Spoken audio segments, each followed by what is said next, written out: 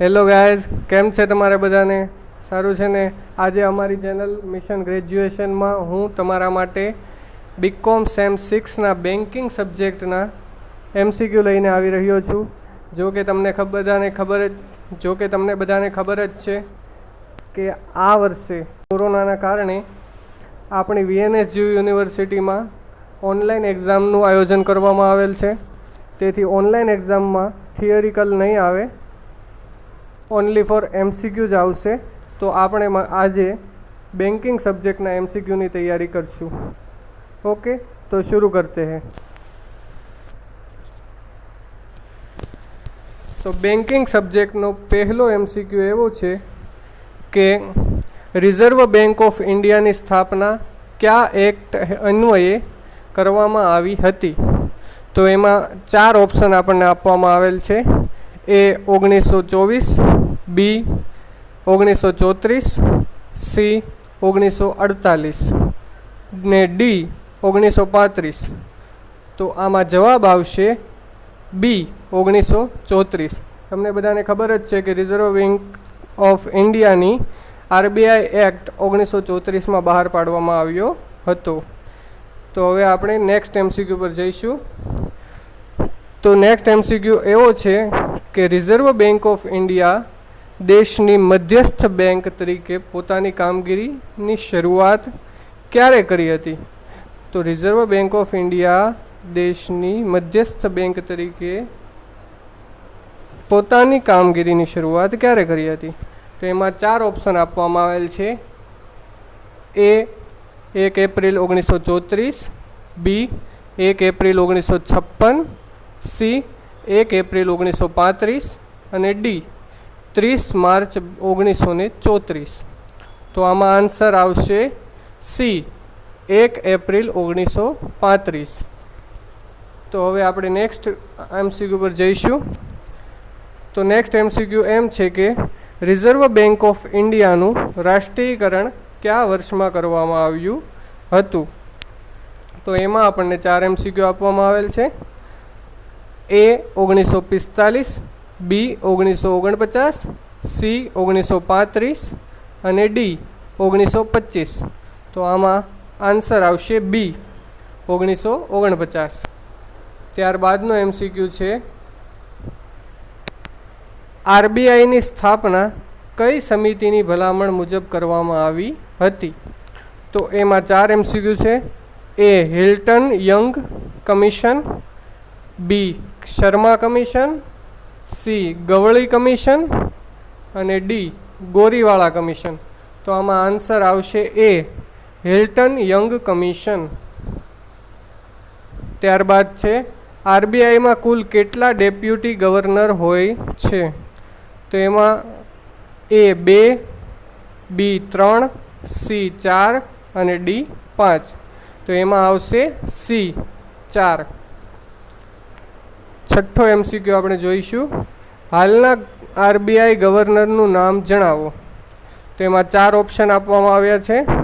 A શક્તિકાંતા Das, B Urjit Patel, C Raghuram રાજન અને D ઉપરના કોઈ પણ નહીં.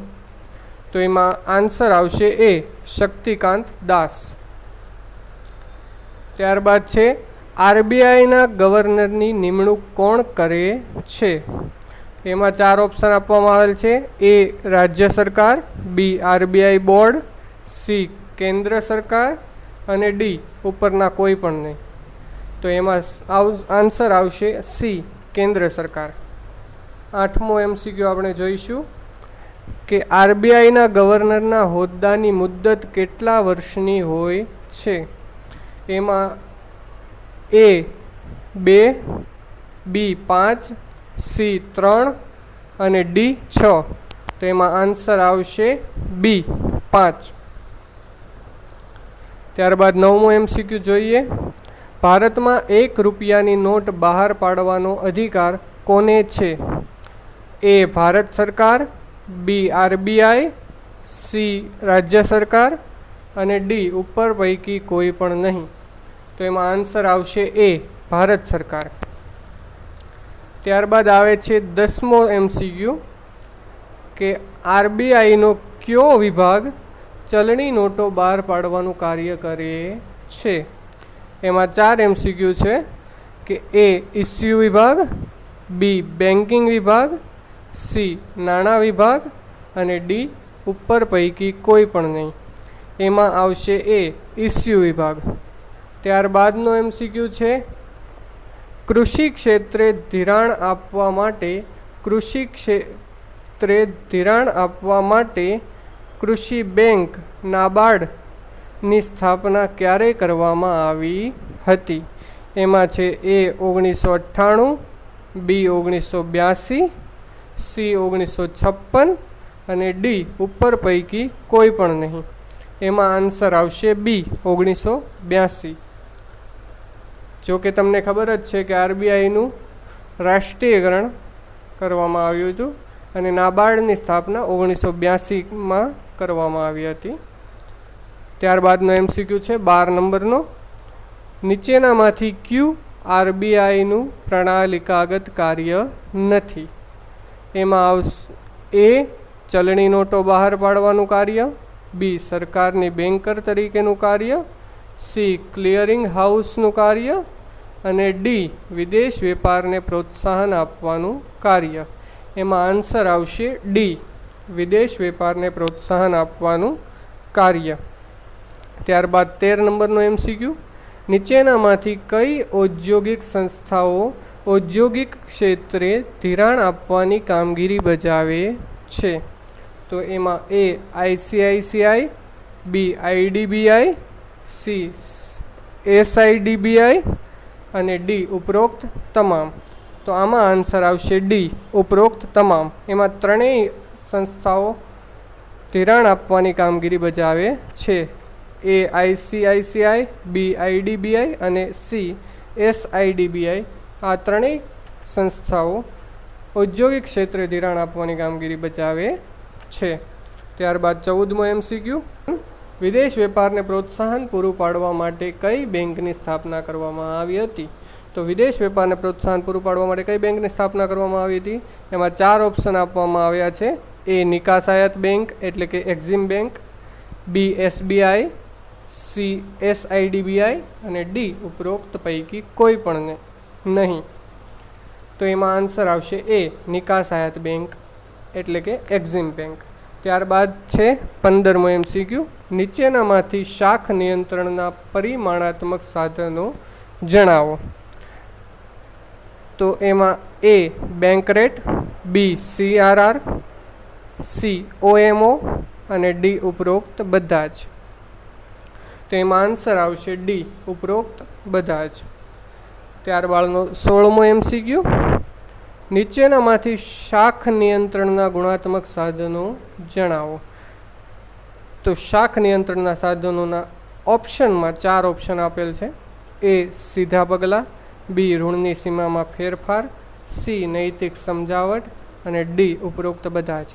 તો શાખ નિયંત્રણના ગુણાત્મક સાધનોમાં 3 આવે છે. સીધા પગલાં, ઋણની સીમામાં ફેરફાર અને નૈતિક સમજાવટ 3 આવે છે. એટલે આન્સર આવશે ડી ઉપરોક્ત બધા જ. ત્યારબાદ 17મો MCQ. ભારતમાં રેપો રેટની શરૂઆત ક્યારે થઈ હતી?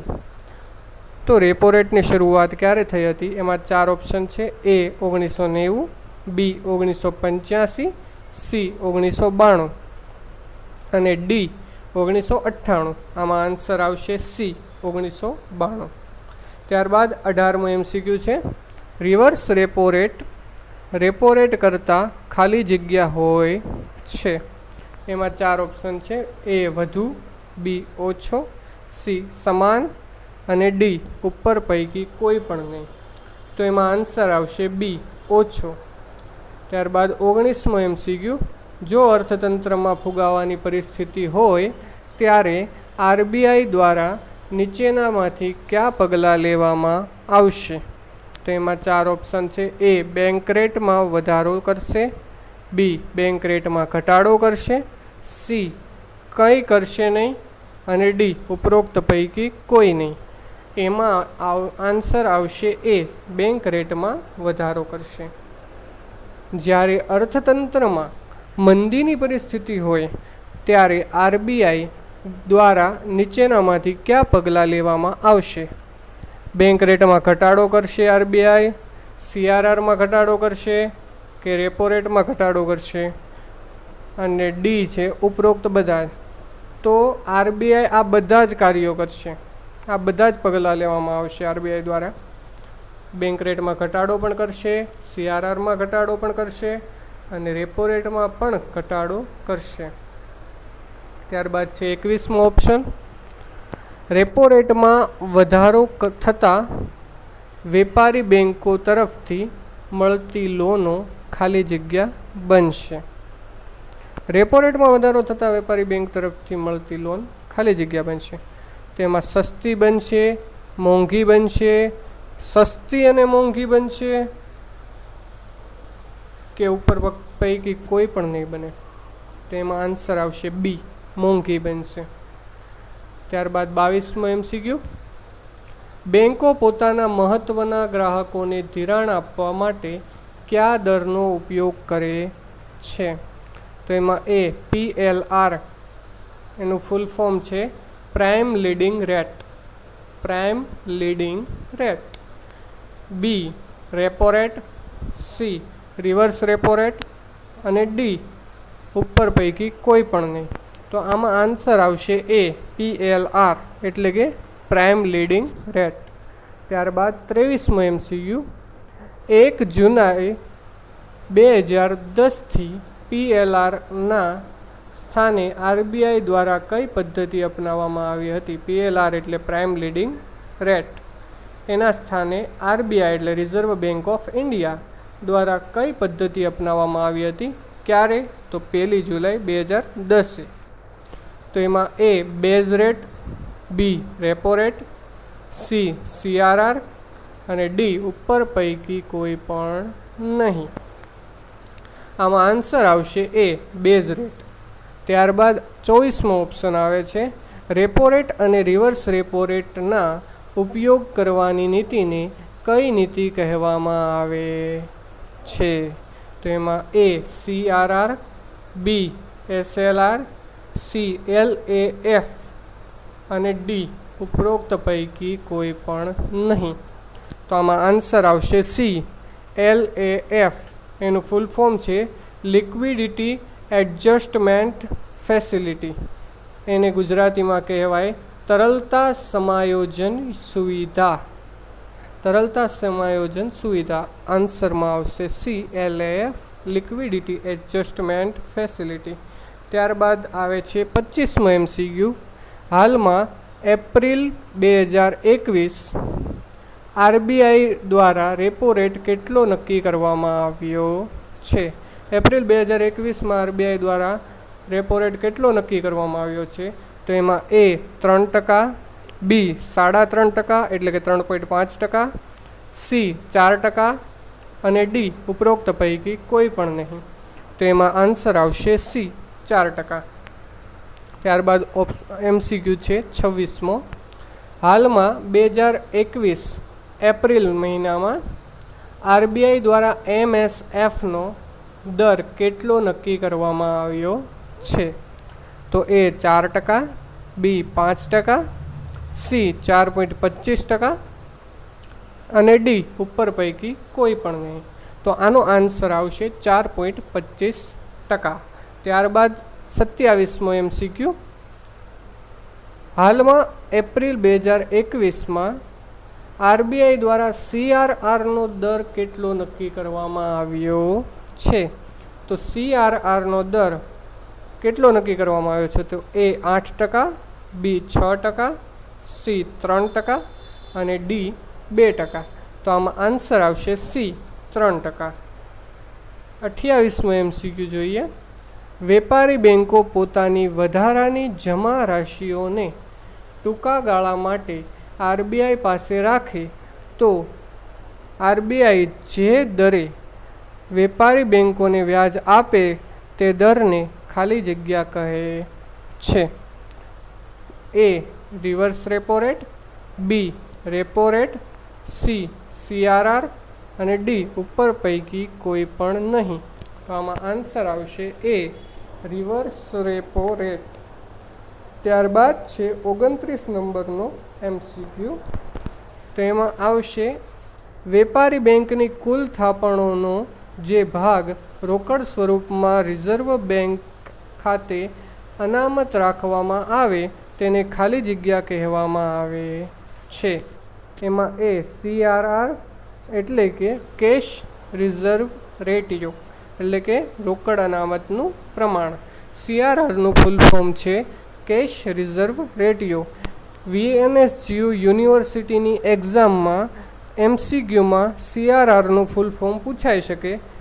CRRનું ફૂલ ફોર્મ જણાવો અથવા CRRનું પૂર્ણ રૂપ જણાવો.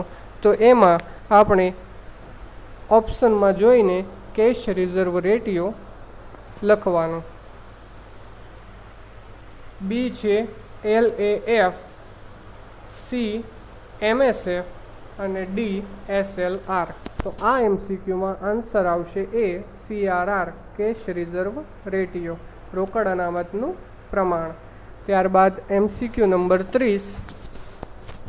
1 થી 14 દિવસ માટે એટલે કે ટૂંકા ગાળા માટે RBI વેપારી બેંકને જે દરે ધિરાણ આપે તેને ખાલી જગ્યા કહેવામાં આવે છે. 1 થી 14 દિવસ માટે એટલે કે ટૂંકા ગાળા માટે RBI વેપારી બેંકને જે દરે ધિરાણ આપે તેને ખાલી જગ્યા કહેવાય છે. એમાં એ CRR, B RR, C RRR એટલે કે RRR અને D SLR. તો આમાં આન્સર આવશે B RR એટલે રેપો રેટ. ત્યારબાદ MCQ નંબર 31. રિઝર્વ બેંક જે દરે વેપારી બેંકોના પ્રથમ કક્ષાના વિનિમય પત્ર અથવા માન્ય કરેલી જામીનગીરીઓ વટાવી આપીને ધિરાણ કરે છે તેને ખાલી જગ્યા કહેવામાં આવે છે. તો એ બેંક દર, B ખુલ્લા બજારની નીતિ, C CRR અને D ઉપર પૈકી કોઈ પણ નહીં. આમાં આન્સર આવશે એ બેંક દર એટલે કે બેંક રેટ. ત્યારબાદ MCQ નંબર 32. શાખના તથા આર્થિક પ્રવૃત્તિના વિસ્તાર અને સંકોચનના હેતુથી RBI દ્વારા જામીનગીરીઓ અને બિલોનું પ્રત્યક્ષ કે ઇરાદાપૂર્વક ખરીદ વેચાણ કરવામાં આવે છે તેને ખાલી જગ્યા કહેવામાં આવે છે. એ CRR, B RR, C OMO અને D ઉપર પૈકી કોઈ પણ નહીં. તો આ MCQના આન્સરમાં આવશે C OMO. OMOનું ફૂલ ફોર્મ પણ યુનિવર્સિટી એક્ઝામમાં પૂછાઈ શકે છે. ઓપન માર્કેટ ઓપરેશન્સ એટલે કે ખુલ્લા બજારની નીતિ. OMOનું ફૂલ ફોર્મ પૂછાય તો લખવાનું ઓપન માર્કેટ ઓપરેશન્સ. તો એની અંદર આપણે ગુજરાતીમાં પૂછવામાં આવ્યું હોય તો ગુજરાતીમાં પણ લખી શકીએ ખુલ્લા બજારની નીતિ. ત્યારબાદનો MCQ છે 33. તો RBI દ્વારા સીમાંત સ્થાયી સુવિધાની શરૂઆત ક્યારે કરવામાં આવી હતી? તો સીમાંત સ્થાયી સુવિધાને MSF તરીકે પણ ઓળખવામાં આવે છે. MSFનું ફૂલ ફોર્મ ગુજરાતીમાં સીમાંત સ્થાયી સુવિધા થાય છે. તો એની શરૂઆત ક્યારે કરવામાં આવી હતી એમ MCQમાં પૂછવામાં આવેલ છે. તો એ 1999, B 1998, C 2020 અને D 2011. તો આમાં આન્સર આવશે D 2011. ત્યારબાદનો MCQ number 34. બેંક દરને બીજા કયા નામથી ઓળખવામાં આવે છે? તો એ વટાવ દર, B discount rate, C A અને B બંને અને D ઉપર પૈકી કોઈ પણ નહીં. વટાવ અને ડિસ્કાઉન્ટ એક જ થાય છે. તો આમાં આન્સરમાં આવશે C. વિકલ્પ A અને B બંને જવાબમાં આવશે વટાવ દર અને ડિસ્કાઉન્ટ રેટ. ત્યારબાદનો MCQ number 35. નીચેનામાંથી કયા ભારતીય નાણાં બજારના ઘટકો એટલે કે સાધનો છે? તો A commercial paper, B treasury bills, C call money rate, અને ડી ઉપરોક્ત તમામ. તો આમાં ત્રણેય આન્સરમાં આવશે, એટલે કે આન્સર નંબર ડી ઉપરોક્ત તમામ. એટલે એમાં ત્રણેય આવશે: કોમર્શિયલ પેપર, ટ્રેઝરી બિલ્સ અને કોલ મની બજાર. ત્યારબાદનો MCQ નંબર 36, ભારતમાં અસંગઠિત નાણાં બજારમાં કોનો સમાવેશ થતો નથી? તો નાણાં દલાલો, દેશી બેન્કરો, સી વેપારી બેન્કો અને ડી સગા સંબંધીઓ. તો આના આન્સરમાં આવશે સી વેપારી બેન્કો.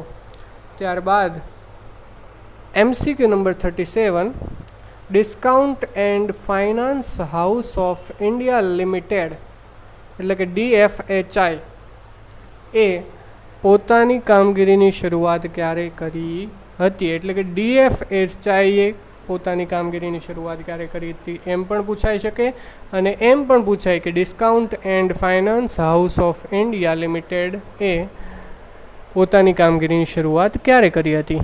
તો A 25 April 1968, B 28 April 1996, C 25 April 1988 અને ડી 1 એપ્રિલ 1958. તો આના આન્સરમાં આવશે સી 25 એપ્રિલ 1988. ત્યારબાદનો MCQ નંબર 38 કે DFHIની સ્થાપના કઈ સમિતિની ભલામણને આધારે કરવામાં આવી હતી? તો એમાં એ વાઘોલ સમિતિ, બી નંદા સમિતિ, સી શર્મા સમિતિ અને ડી મોદી સમિતિ. તો આમાં આન્સરમાં આવશે એ વાઘોલ સમિતિ. ત્યારબાદ MCQ નંબર 39, ખૂબ જ ટૂંકી મુદ્દત માટે નાણાં આપનારું બજાર એટલે શું? કયું બજાર છે જે ખૂબ જ ટૂંકી મુદ્દત માટે નાણાં પૂરા પાડે છે? તો એ શોર્ટ બજાર, બી ટૂંકું બજાર, સી કોલ મની બજાર અને ડી ઉપરોક્ત બધા જ. તો આમાં આન્સર આવશે સી કોલ મની બજાર. ત્યારબાદ 40 નંબરનો MCQ છે, RBIની સ્થાપના થઈ ત્યારે RBIએ ચલણી નોટો બહાર પાડવા માટે કઈ પદ્ધતિ અપનાવી હતી? તો એ ન્યૂનતમ અનામત પદ્ધતિ, બી સપ્રમાણ અનામત પદ્ધતિ, સી અનામત પદ્ધતિ અને ડી ઉપર પૈકી કોઈ પણ નહીં. તો આમાં આન્સરમાં આવશે બી સપ્રમાણ અનામત પદ્ધતિ. ત્યારબાદનો MCQ નંબર 41, તો હાલમાં RBI ચલણી નોટો બહાર પાડવા માટે કઈ અનામત પદ્ધતિનો ઉપયોગ કરે છે? તો હાલમાં RBI કઈ અનામત પદ્ધતિનો ઉપયોગ કરે છે ચલણી નોટો બહાર પાડવા માટે? તો એમાં એ ન્યૂનતમ અનામત પદ્ધતિ, બી સપ્રમાણ અનામત પદ્ધતિ, સી અનામત પદ્ધતિ અને ડી ઉપર પૈકી કોઈ પણ નહીં. તો એમાં આન્સર આવશે એ ન્યૂનતમ અનામત પદ્ધતિ. MCQ નંબર 42, ભારતમાં ચલણી નોટો બહાર પાડવા માટેની ન્યૂનતમ અનામત પદ્ધતિનો અમલ કયા વર્ષથી થયો હતો? તો એ 1945, બી 1989, સી 1956 અને ડી 1948.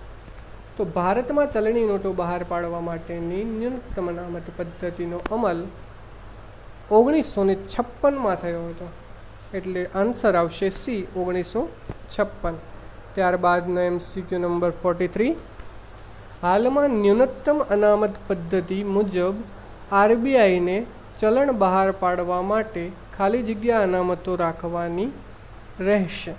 એ 300 કરોડ, બી 200 કરોડ, સી 100 કરોડ અને ડી 500 કરોડ. એમાં આન્સર આવશે બી 200 કરોડ. ત્યારબાદ છે 44 નંબરનો MCQ, કેન્દ્ર સરકાર દ્વારા બહાર પાડવામાં આવતી 1 રૂપિયાની નોટ કોના હસ્તાક્ષર હોય છે? કે 1 રૂપિયાની નોટ પર કોના હસ્તાક્ષર હોય છે? તો એમાં એ RBI ગવર્નરના, બી પ્રધાનમંત્રીના, સી કેન્દ્ર સરકારના નાણાં સચિવના કે ડી રાષ્ટ્રપતિના. તો ભાઈ 1 રૂપિયાની નોટ હોય એના ઉપર કેન્દ્ર સરકારના નાણાં સચિવના હસ્તાક્ષર હોય છે. એનાથી મોટી રકમની નોટ હોય તો એના ઉપર આરબીઆઈ ગવર્નરના હસ્તાક્ષર હોય છે. ત્યારબાદ MCQ નંબર 45, ચલણી નોટો બહાર પાડવા માટેની સપ્રમાણ અનામત પદ્ધતિ ક્યાં સુધી અમલમાં હતી? તો A 1935 સુધી, B 1953 સુધી, C 1956 સુધી અને D 1949 સુધી. તો આમાં આન્સર આવશે C 1956 સુધી. ત્યારબાદ છે MCQ નંબર 46, આરબીઆઈ કે સરકારના કોઈ પણ અંકુશ કે નિયમન વિના બજારના પરિબળો દ્વારા વિનિમય દર મુક્ત રીતે નિર્ધારિત કરવાની પદ્ધતિ એટલે શું? તો A પરિવર્તનશીલ વિનિમય દરની નીતિ, B સ્થિર વિનિમય દરની નીતિ, C બહુવિધ વિનિમય દરની નીતિ અને D ઉપર પૈકી કોઈ પણ નહીં. તો એમાં આન્સર આવશે A પરિવર્તનશીલ વિનિમય દરની નીતિ. ત્યારબાદનો MCQ 47, પરિવર્તનશીલ વિનિમય દરની નીતિનું બીજું નામ જણાવો. તો એમાં A તરતા વિનિમય દરની નીતિ, B મુક્ત વિનિમય દરની નીતિ, C વિકલ્પ A અને B બંને અને D ઉપરોક્ત પૈકી કોઈ પણ નહીં. તેમાં આન્સર આવશે C વિકલ્પ A અને B બંને, એટલે કે A તરતા વિનિમય દરની નીતિ અને B મુક્ત વિનિમય દરની નીતિ બંને આન્સરમાં આવશે. MCQ નંબર 48, જ્યારે વિનિમય દરમાં ફેરફાર સરકાર કે આરબીઆઈ દ્વારા મનસ્વી રીતે કરવામાં આવે ત્યારે તેને ખાલી જગ્યા વિનિમય દરની નીતિ કહેવામાં આવે છે. એમાં A પરિવર્તનશીલ વિનિમય દરની નીતિ, B સ્થિર વિનિમય દરની નીતિ, C બહુવિધ વિનિમય દરની નીતિ અને D ઉપર પૈકી કોઈ પણ નહીં. તો એમાં આન્સર આવશે B સ્થિર વિનિમય દરની નીતિ. ત્યારબાદ છે 49 નંબરનો MCQ, ભારત સરકાર દ્વારા વિનિમય દરની નીતિ નક્કી કરવા માટે કઈ નીતિ અપનાવવામાં આવી છે? તો A પરિવર્તનશીલ વિનિમય દરની નીતિ, B સ્થિર વિનિમય દરની નીતિ, C બહુવિધ વિનિમય દરની નીતિ અને D ઉપર પૈકી કોઈ પણ નહીં. તો એમાં આન્સર આવશે A પરિવર્તનશીલ વિનિમય દરની નીતિ. ત્યારબાદ MCQ નંબર 50, વિદેશી ચલણનો સ્થાનિક ચલણમાં દર્શાવતો ભાવ એટલે શું?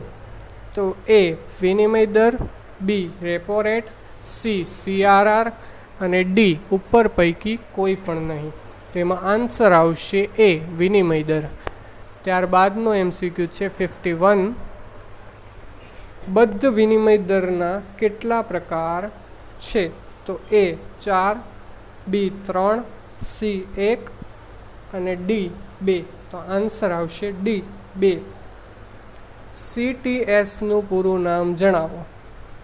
આવી રીતના શોર્ટ નેમમાં ફૂલ ફોર્મ પૂછાઈ શકે. યુનિવર્સિટીની એક્ઝામમાં CTSનું પૂરું નામ જણાવો એમ પૂછાઈ શકે. તો એમાં A cheque truncation system, B cheque tally system, C cheque travelling system ને D ચેક ટ્રાન્ઝેક્શન સર્વિસ. તો આના આન્સરમાં આવશે A ચેક ટ્રંકેશન સિસ્ટમ. ત્યારબાદ MCQ નંબર 53, આરબીઆઈ દ્વારા ક્લિયરિંગ પ્રથાને ઝડપી, પારદર્શક, સલામત, અસરકારક અને વ્યવહારુ બનાવવા માટે કઈ પદ્ધતિ અમલમાં મૂકવામાં આવી છે? A CTC, B TSS, C STS, D CTS. તો આનો આન્સર આવશે D CTS. ત્યારબાદ MCQ નંબર 54, ભારતમાં CTS પ્રથાનો અમલ સૌપ્રથમ કઈ બેંક દ્વારા કરવામાં આવ્યો હતો?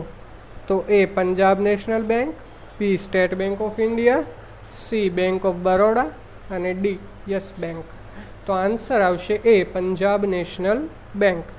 ત્યારબાદ MCQ નંબર 55, પેમેન્ટ બેંકની શરૂઆત માટે આરબીઆઈ દ્વારા મંજૂરી ક્યારે આપવામાં આવી હતી? તો એ 2001, બી 2020, સી 2015 અને ડી 2018. તો આન્સરમાં આવશે સી 2015. ત્યારબાદ MCQ નંબર 56, નીચેનામાંથી કઈ બેંક પેમેન્ટ બેંક નથી?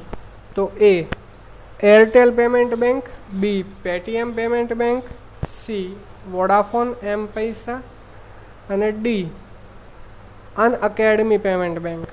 તો એરટેલ પેમેન્ટ બેંક છે એ પેમેન્ટ બેંક છે, પેટીએમ પેમેન્ટ બેંક છે એ પણ પેમેન્ટ બેંક છે, Vodafone M Pesa payment bank છે. તો અનઅકેડમી પેમેન્ટ બેંક એ પેમેન્ટ બેંક નથી.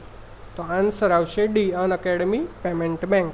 ત્યારબાદ આન્સર MCQ નંબર 57, ભારતના સંગઠિત નાણાં બજારમાં કોનો સમાવેશ થાય છે? તો એ વેપારી બેંકો, બી વીમા બેંકો, સી DFHI અને ડી ઉપરોક્ત બધા જ. તો આમાં આન્સર આવશે ઉપરોક્ત બધા જ, કે ભારતના સંગઠિત નાણાં બજારમાં વેપારી બેંકો, વીમા કંપનીઓ અને DFHI ત્રણેયનો સમાવેશ થાય છે. ત્યારબાદ MCQ નંબર 58, નાણાં બજાર એ ખાલી જગ્યા ભંડોળનું બજાર છે. એ ટૂંકા ગાળાના, બી લાંબા ગાળાના, સી મધ્યમ ગાળાના અને ડી ઉપરોક્ત બધા જ. તો આમાં આન્સર આવશે એ ટૂંકા ગાળાના. નાણાં બજાર એ ટૂંકા ગાળાના ભંડોળનું બજાર છે. MCQ નંબર 59, આરબીઆઈની મુખ્ય ઓફિસ કયા શહેરમાં આવેલી છે? આરબીઆઈ એટલે રિઝર્વ બેંક ઓફ ઇન્ડિયાની મુખ્ય ઓફિસ કયા શહેરમાં આવેલી છે? તો એ કોલકાતા, બી દિલ્હી, સી મુંબઈ કે ડી સુરત. તો આમાં આન્સર આવશે સી મુંબઈ, કેમ કે આરબીઆઈ રિઝર્વ બેંક ઓફ ઇન્ડિયાની મુખ્ય ઓફિસ મુંબઈમાં આવેલી છે. ત્યારબાદ આન્સર નંબર 6, MCQ નંબર 60, કે પેમેન્ટ બેંક શું ન કરી શકે? તો એ ગ્રાહકોને ધિરાણ કે લોન ન આપી શકે, બી ક્રેડિટ કાર્ડ ઇસ્યુ ન કરી શકે, સી બેન્કિંગ સેવાઓ ઓફર ન કરી શકે કે ઉપરોક્ત બધા જ. તો આમાંથી કોઈ પણ કામ પેમેન્ટ બેંક કરી શકે નહીં. એટલે આન્સર આવશે ડી ઉપરોક્ત બધા જ. તો અહીંયા આપણા બેન્કિંગ સબ્જેક્ટના MCQ પૂર્ણ થાય છે.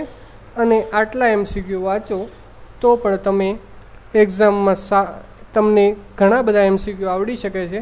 પરંતુ આ સિવાય પણ તમે ટેક્સ્ટબુકમાંથી, ચોપડીમાંથી વાંચવાનું રાખજો.